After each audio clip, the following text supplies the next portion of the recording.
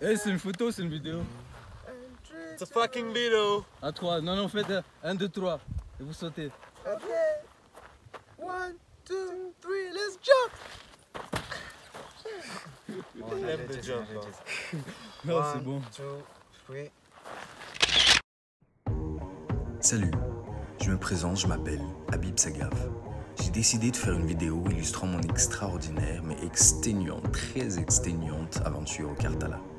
Il s'agit du point culminant de la Grande Comore à 2360 mètres d'altitude, quand même.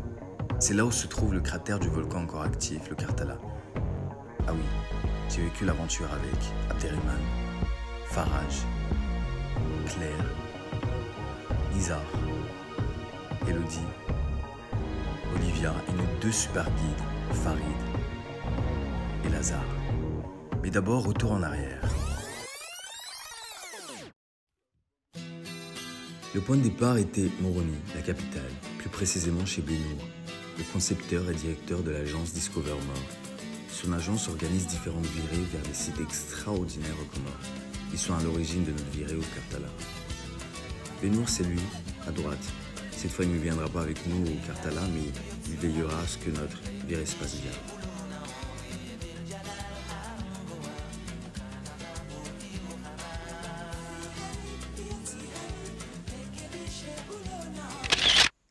Voilà, nous y sommes. La randonnée a commencé très exactement juste après cette photo, que vous pouvez d'ailleurs voir sur la page Instagram Discover More. Tout le monde semble souriant, motivé, mais ça va très vite changer, du moins pour moi.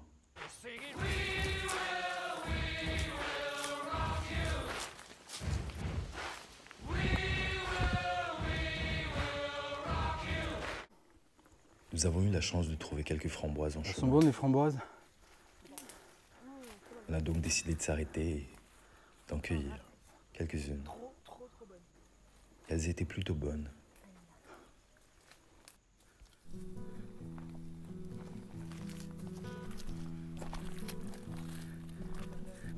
Après 45 minutes, nous avons décidé de faire une petite pause. Après cela, les autres ont décidé de reprendre le chemin, mais moi j'en pouvais plus. J'étais exténué. J'ai donc décidé de rester seul derrière et de prolonger ma pause.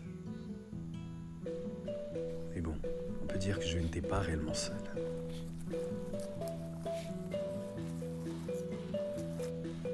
J'avais bien conscience que les autres étaient déjà bien loin devant.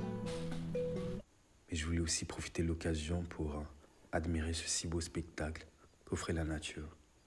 Pas de bruit, pas de pollution, juste la nature sauvage.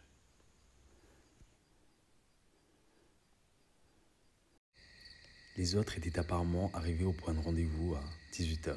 Moi, je suis arrivé à 20h55. À ce stade, je pense avoir atteint le record de la plus longue montée vers le Karthala. D'ailleurs, nous n'étions pas réellement arrivés au Karthala, mais plutôt à mi-chemin du Karthala, dans un lieu qui s'appelle Chandloni. C'est là que nous allions passer la nuit avant de reprendre le chemin, le lendemain, vers le Karthala. À l'arrivée à Chandloni, nous avons eu droit à une bonne grillade de mabawa et un bon sandwich. J'avais tellement faim que j'ai oublié de filmer. Heureusement, Nizar a fait un Instagram story. Tandis que Nizar, Abderrahmane et Faraj ont décidé de rester à la Belle Étoile, discuter autour d'un feu. Moi, j'ai décidé de dormir un peu plus tôt, car un long chemin nous attend.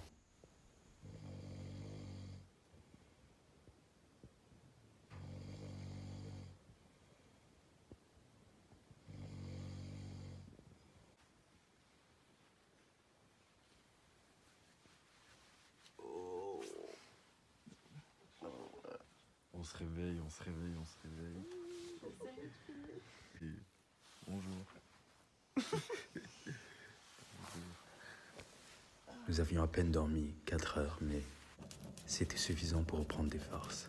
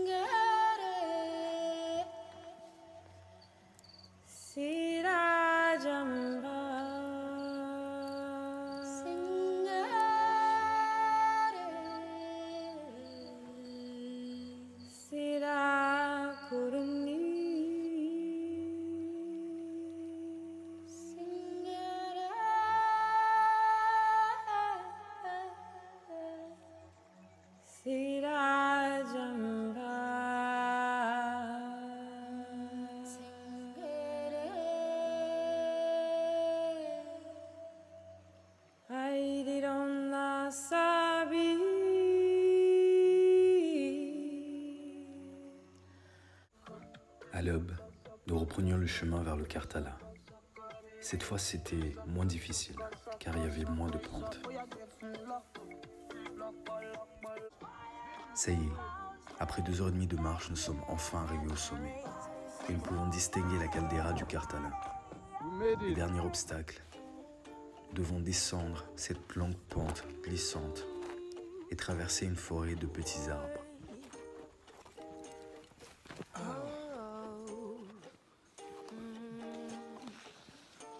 C'est la forêt amazonienne ici. There is fire on the mountain, and nobody seems to be on the run. Oh, there is fire on the mountain top, and no one is running. Nous voilà enfin sur le mont Karthala, un décor lunaire, merveilleux. Et j'ai comme envie de reprendre la réplique de Neil Armstrong. Petit pas pour l'homme, grand pas pour l'humanité. La caldeira forme 3 km sur 4 et nous allons juste marcher quelques mètres avant d'arriver au cratère principal. Il y a des cheminées de soufre un peu partout. Apparemment, ils ont des vertus médicinales. Et moi, je préfère ne pas trop m'y approcher. Bon, c'est pas le cas de Faraj et Abderrahman.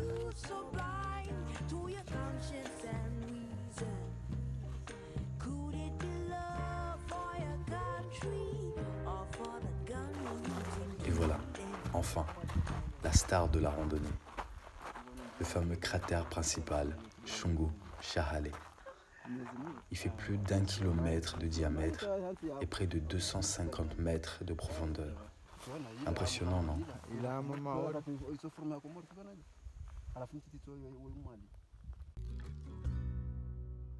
Beautiful is your name. Wonderful is what you are to me. Faraj a trouvé un coin plus intéressant, un peu plus bas, avec une meilleure vue. Elle a décidé de le rejoindre. C'est là qu'on s'est rendu compte que ça en valait vraiment la peine de faire tout ce chemin, juste pour cette vue. Ah, et voilà la fameuse scène de la photo. Pourquoi j'étais par terre? En fait, je faisais genre c'était cool, mais j'étais juste fatigué, vraiment fatigué. Après près de 2 heures à rester contempler le cratère, nous reprenions le chemin de retour.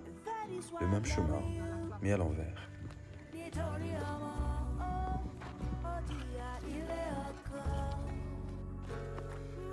Nous avons croisé d'autres randonneurs qui allaient vers le cratère.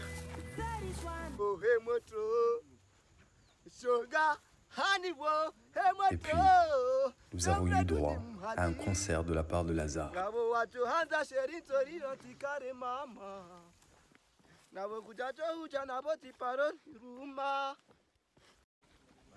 Retour à Chandoni, le temps de se rafraîchir, de papoter et de prendre un dernier repas avant la dernière descente.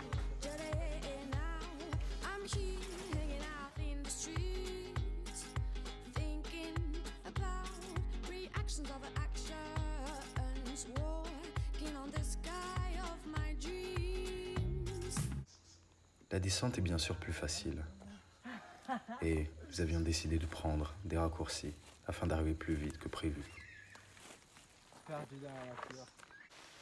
Et bien que la pluie nous ait surpris en chemin, nous continuons notre route vaillamment.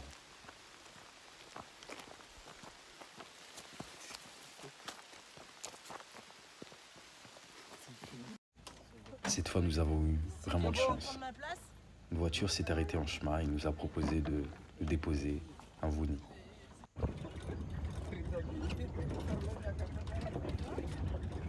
Je ne suis peut-être pas prêt à refaire cette aventure de sitôt. Du moins, mes jambes ne sont pas du tout prêtes. Mais ce fut une merveilleuse expérience en compagnie de merveilleuses personnes.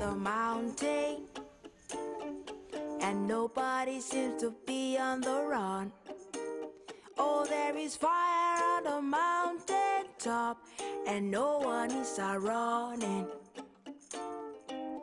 I wake up in the morning, tell you what I see on my TV screen. I see the blood of an innocent child, and everybody's watching. Now I'm looking out my window,